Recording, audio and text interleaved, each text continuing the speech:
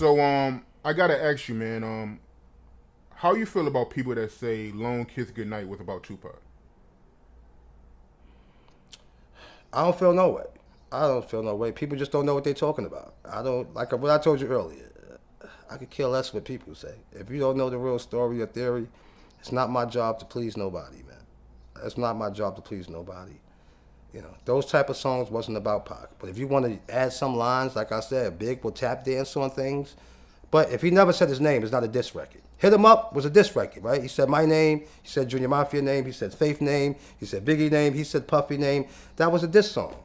You tell me any time you heard Tupac come out of Big Mouth, unless it was the Jay-Z record where he said if Faith had twins, she probably have Tupac's.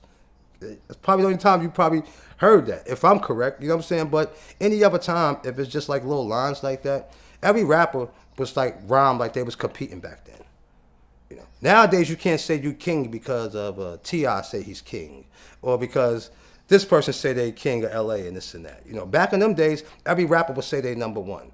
That don't mean you coming at the rapper that's number one, or the rapper you think is number one. Rap has always been competitive. Don't think because he's beefing with somebody that you automatically think that song is about him. That song could have been about anybody that he's in competition with. You know what I'm saying? Like, no, that's just not how it was back then. Rap was very aggressive and hardcore back then.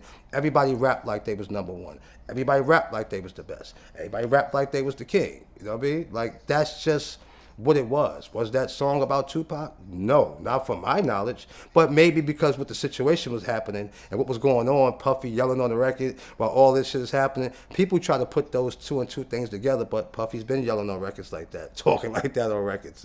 Big been rhyming hardcore like that, but don't count it as a diss if he ain't say the man's name. That's just how I look at things.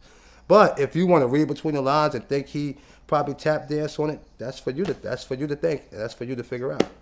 No, but that record wasn't towards Tupac at all.